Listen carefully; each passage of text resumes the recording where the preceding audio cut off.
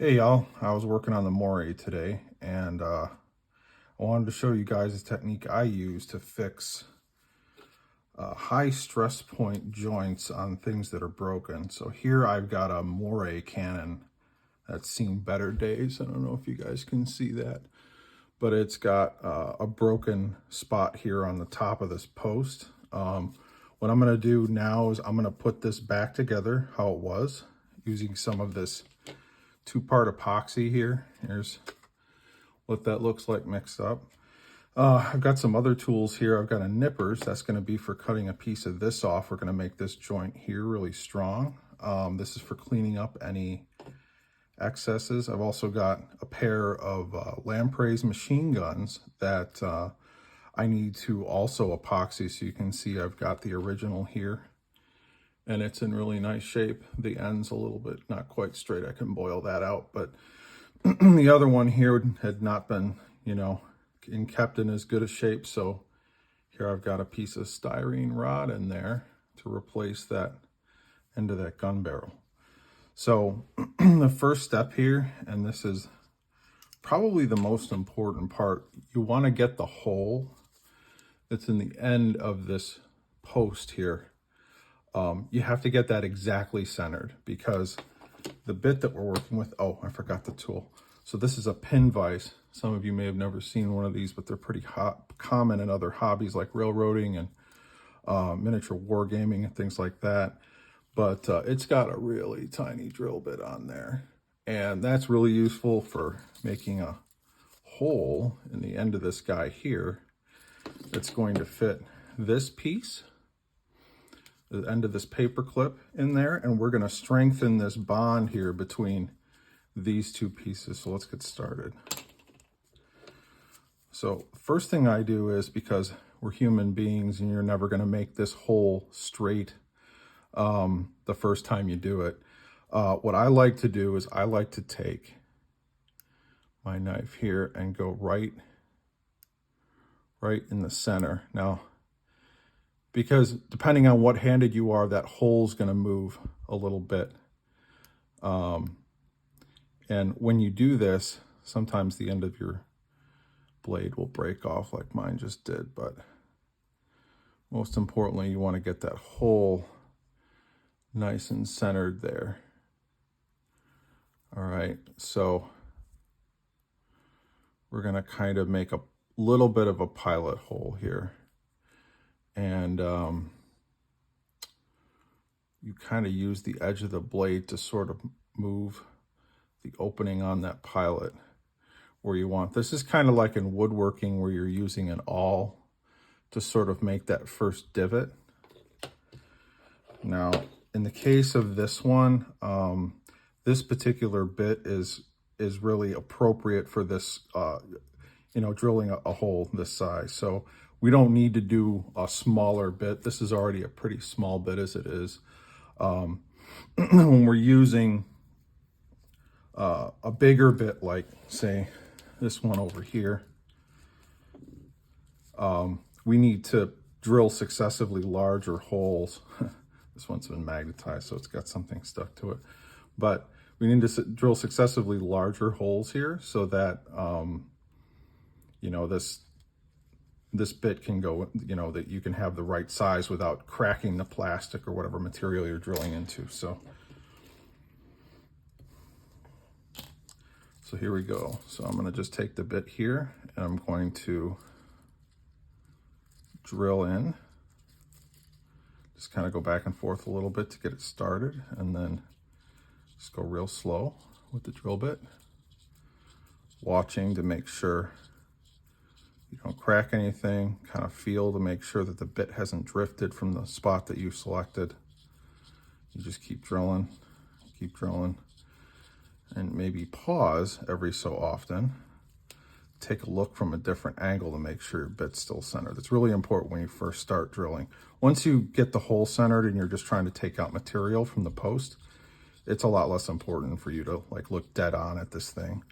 But this takes practice, so maybe try this on a few pieces of material that you don't care about, scrap plastic or old vehicles or, Pokemon toys.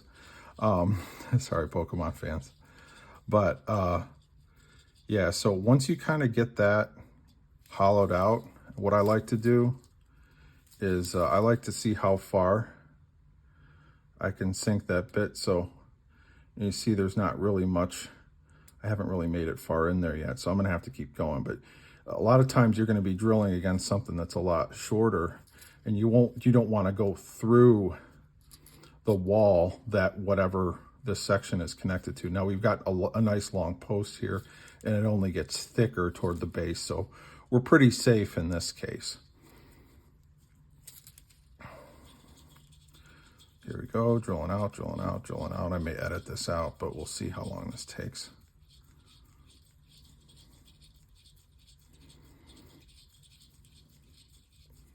Go ahead and fast forward if you want to.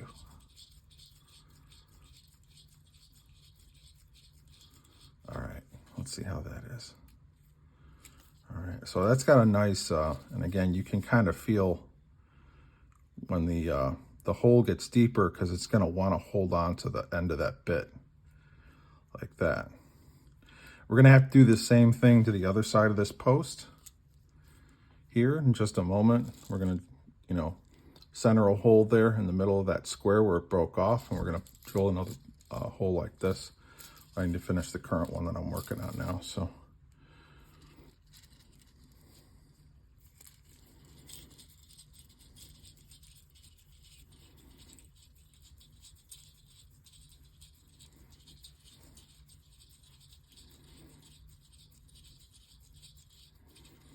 All right, yeah, that feels pretty good.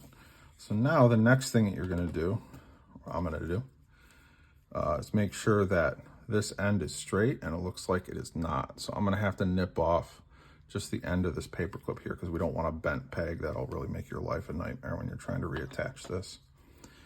So I'm just gonna take the end of this, cover it with the end of my finger so that it doesn't go flying somewhere. I'm gonna nip off the end. And so I'm gonna get rid of that a little later here, once I'm cleaning my work surface off. And then I'm gonna test this fit, so you can see that that paper clip fits nicely into that hole. So we know we've got the right bit size. We don't have to drill any larger, and thankfully we don't, because you can see the walls of this thing are not much more than this paper clip bit. So I've successfully used this on multiple things. One of the most famous posts that break off of this material comes with the Cobra maggot, and it's the little radar dish that's on that front module. And if you find one of these on eBay, these maggots that have the busted antenna, they go for a lot less than one that has one that's perfect. So I really encourage you, if you'd like a Cobra maggot, don't let a busted radar dish prevent you from buying it, because it's just a fantastic toy. So anyway, we're gonna go through this one and kind of do the same thing. Just again, kind of getting that middle spot, or trying to, because we're gonna, you can see I was a little off on that one. All right, we're live, nothing can go wrong, right? Everything is right. Not what Vince McMahon said? No. He's a billionaire now, isn't he? And, all right, so you can see that's pretty close. I think I'm gonna clean that up a little more before we start drilling here. Always call Julian before you dig. That's a joke on a old Illinois sign we have up there called Julie.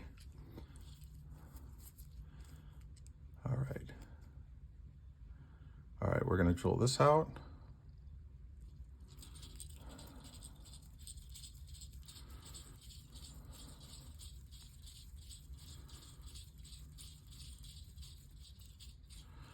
All right, so for whatever reason, this one seems like it's really taking to being drilled out a little easier than the other side. I'm just kind of looking as I go here, make sure that I actually do have the bit centered. This is really important to get this centered correctly. And actually, you can go back if you think you don't have it in the right spot. You can just kind of use the knife blade to kind of open the edge. And the tapering of the knife blade will help you because it'll always fit into whatever size hole you've got. All right, so I just moved the hole over a little bit to the right because I think it was kind of drifting a little bit. And we're gonna wanna make sure that we're getting that bit in there. If you think the hole's not in the right spot, don't drill too far because you can only fix that up to a certain point and then you're gonna start to have problems. But this isn't an exact science, like I said. You may wanna try this on a few donor vehicles that have broken parts before you do it on something you love, like this moray. Had this moray since probably 25 years now, the rest of the parts, but the body I've had for probably the better part of 4 decades. So that's looking like it's ready for pinning, which is what we call this technique. I should have mentioned that earlier. But when you attach, in model wargaming, this was a thing that was very common when all the models were metal. You would have to use pieces of rod or hard metal to attach, the wings of dragons or other bulky models with bulky pieces. So if you didn't and you just tried to attach everything with super glue, by the time you got to your game, everything was in pieces in your bag, and that's no good. So here we are. I'm actually going to drill that just a little deeper. We always want to kind of try to take advantage of the shape of whatever it is we're working on. If you can go get that bit in there, the pin in there a little deeper, it makes a stronger bond. And what we're going to do is we're going to dip each end of the pin as we go into this epoxy that I have mixed up. So just clearing that out a little bit more. It's touch and go, it really is. So there, okay, it's biting a little nicer. So yeah, I think that's pretty close. Sorry, this is the perfectionist in me, just trying to make sure I've got enough material out of there. Yeah, sometimes when you get long posts like this, you can push a little harder on the drill and make some more progress rather than being gentle, super gentle all the time. You have to be kind of gentle because this plastic is, 40, close to 40 years old at this point. So, all right, so you always want to test fit everything, always dry fit. And that's in there real nice. That'll be a strong bond. Now I want to try this side. Make sure that the post goes in there without wiggling. It should kind of stick in there. And actually this one does not look like I'm not feeling like this hole's deep enough. And as you can see, it's kind of looking like this hole's not straight. Maybe it is. I think the way it broke was kind of uneven. So, these are toys that are long past their prime, just like us. And by this point, all of our O-rings are a little stretched out, aren't they? So, let's see here. So I'm going to dip that, and that's way too much epoxy. So I'm going to grab just a piece of paper towel I had laying over here and kind of take some of that off. You only need a little bit. The stuff is, even this part is touch and go, right? So you want to kind of make sure that you don't have stuff that's going to ooze out of the hole. It's really not ideal. But we are going to apply a little bit to the edge of the bond as well, right where the two surfaces meet. So now what I like to do is I like to put this in here first, right? And you see some of that has oozed out of the top, and that's okay. That's actually just the right amount when you get the bond going. Now, unfortunately, I still have to wipe that off because And thankfully, man, so many of these G.I. Joe products that have broken this way, they're all this gray plastic. So when you epoxy with this gray epoxy, you almost don't even need to paint it. In a lot of cases, I don't. This one, we're gonna see if any of that's visible at the end. But what I like to do is cut this a little long and get like progressively shorter here until we know that that bond is like exact and flush. It's, you know, I'm doing this live. I've had some practice, but it really is a simple process. And if I wasn't sitting here explaining it to y'all, there's that piece I was needing to get rid of. It'd go a lot faster. So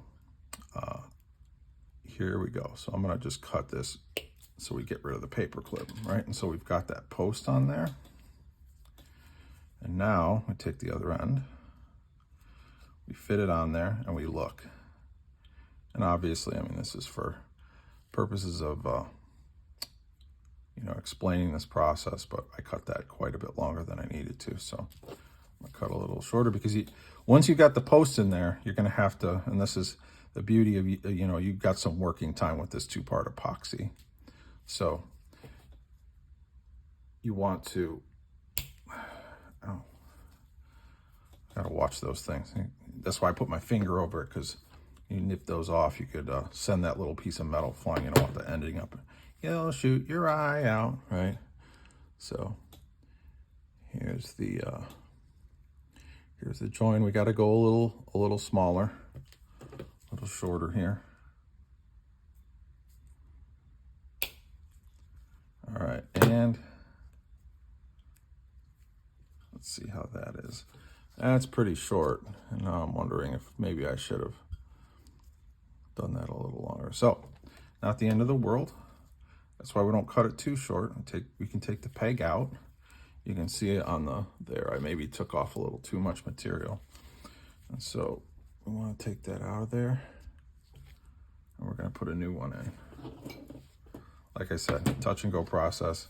You don't always get it right the first time, but you do have a nice amount of working time. We've already got some epoxy in that hole already, so I'm just going to do a little tiny dab to this and get that in there. Thankfully, we've still got a little bit of straight bit here. Let's start over, and actually that, you see it gets thicker. That's just some coating that was on the plastic coating that was on the paper clip. So we're gonna cut this flush again, and we're gonna try again. That's gonna be pretty long, and I think the answer is, rather than cut that post too short on this side, I need to drill a little further into this guy. So that is what I'm going to do. I'm trying to hold this so y'all can see the drilling. You know, this is the most exciting part. I know you're all here for the drilling.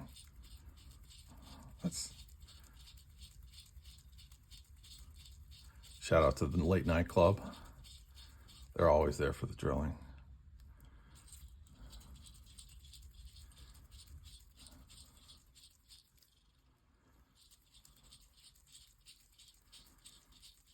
All right. All right, so I think we've got much nicer. Yeah, that's biting real nice now. So, all right, there you go. So now I'm gonna try this again, and that hole is gonna sink.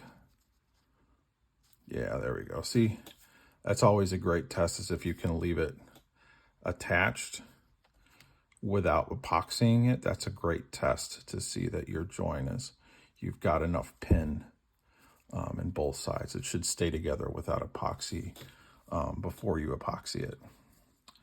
So we are gonna have to trim this a little shorter. So I'm gonna use the finger technique again. Not too short. And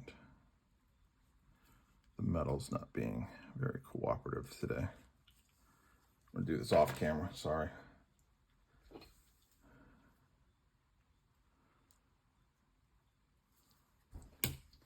go. Okay, so we've got, you know, a good bit of post on here.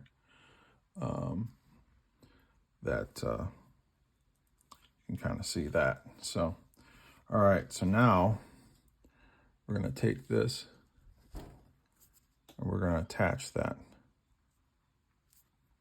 just like that. See, that's flush. But before we do that, it came out there. That's okay. We're going to, and I had a paper, I'll just use the end of this paper clip to apply. But we need to put a little bit of this epoxy at the join, because that's it's actually the spot that we're joining together. It's right there. All right.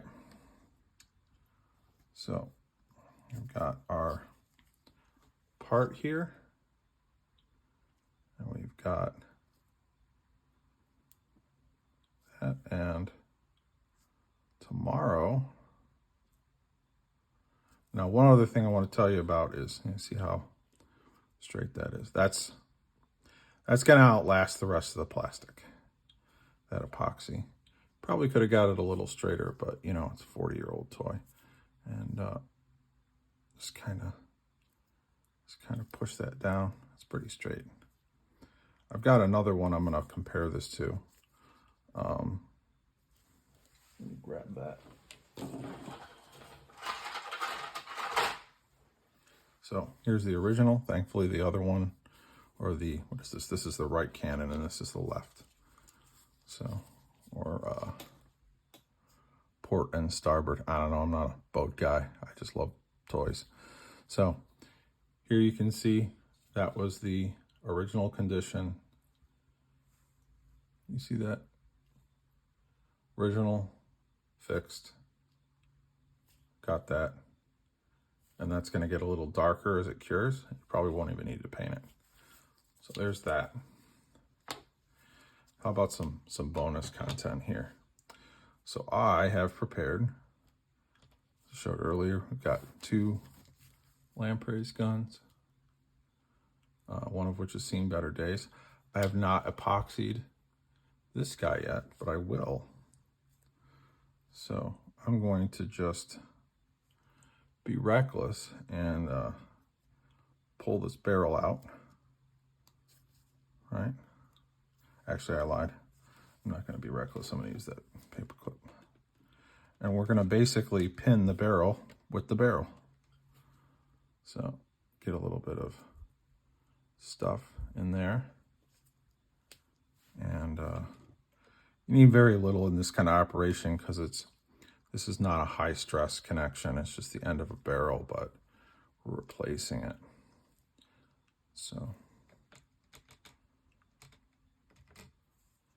and let this be a lesson to you kids to be more careful with the barrels of your Lamprey submachine guns. I see a lot of them broken off this way. You 80s kids, you. Okay, so I've got the brand new barrel that you can see that that's a piece of styrene that I've sort of sanded down to the right diameter. I sat there for a while, sanding, kind of trying to make sure that we got this in the right size. It's just a little hard to hold on to. But I like to wear gloves because this stuff is pretty, it'll irritate the skin, so you don't want to get this on you. Especially with some of the other things I'll probably be showing you. You definitely don't want to get any of this stuff on your skin. Who knows what it'll do to you. I worked on cars for years, and man, my hands are dry and rough from all the chemicals. So don't be me. Do as I say, not as I do. All right, so we've epoxied that. And I'm not going to show you now because this is so plain and simple. But what I've got over here, I ordered these from Amazon. They're $35. I've got some oil-based paint pens. And these guys will make your life a whole lot easier if you've got beat-up old G.I. Joes. Now, you'll have to settle for a few colors that aren't exactly a perfect match. But since this guy has a piece of fuzz on there, but since this guy has all of his epoxies inside, all I'm going to do here is just wipe the tip. Always wipe the tip, boys. Want to wipe the tip, and then we've got a silver Sharpie. If you go buying these paint pens, especially the metallics, they all come in different sheens. So the one that came with that set on Amazon, which was about 40 bucks, by the way, I can put a link in the description. The metallic colors were very, very shiny, and that's great for some applications, but if we want to kind of match the sheen of a weapon like this, or a lot of the silver GI Joe plastic, I've got Lampreys over here. Here's my original Lampreys. I waited for this guy in the mailbox for weeks, and 6 to 8 weeks, and they weren't kidding. But you're going to just take the marker here and paint to match. And this is oil-based. Now you can see this isn't quite a match. Again, just like the epoxy, it will get darker with time.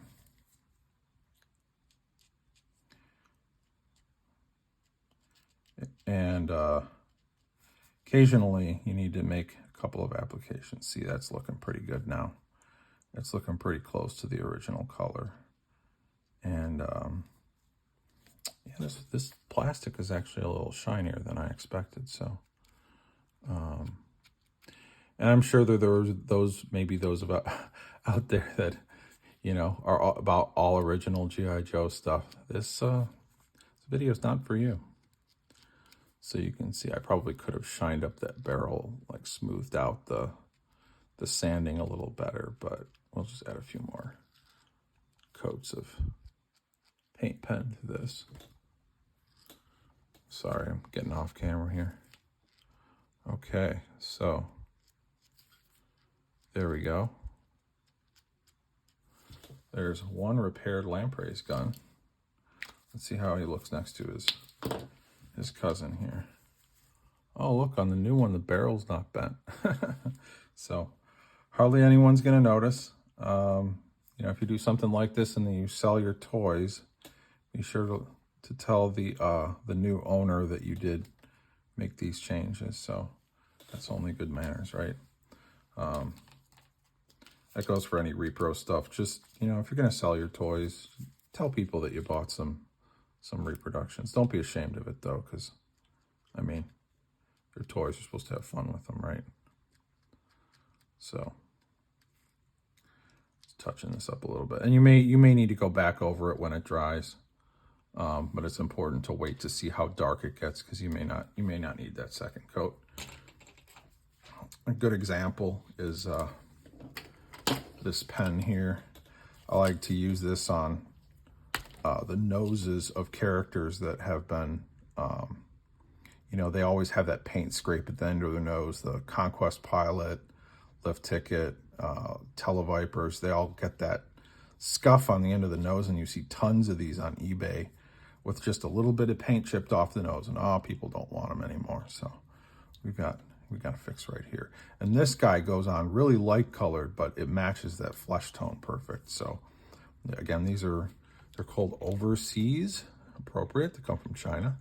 But you can get these in different set sizes. I would just buy the big set because it's only like 40 bucks. But these are oil-based, which means that they are, right there, oil-based, no transparent. Thank you, Chinese English.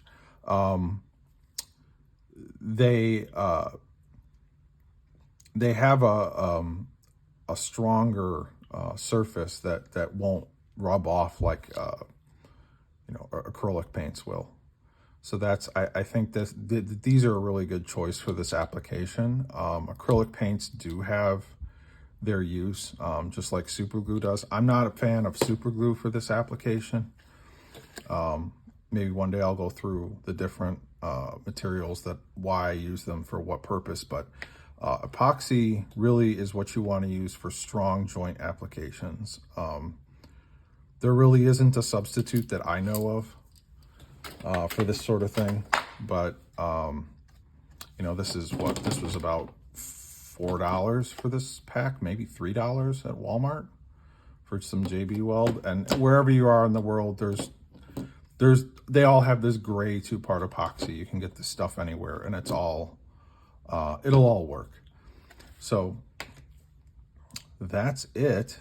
Hope you can save some money on buying, you know, not buying perfect parts for your G.I. Joe vehicles that are 40 years old. Thanks for watching. Have a great rest of your day.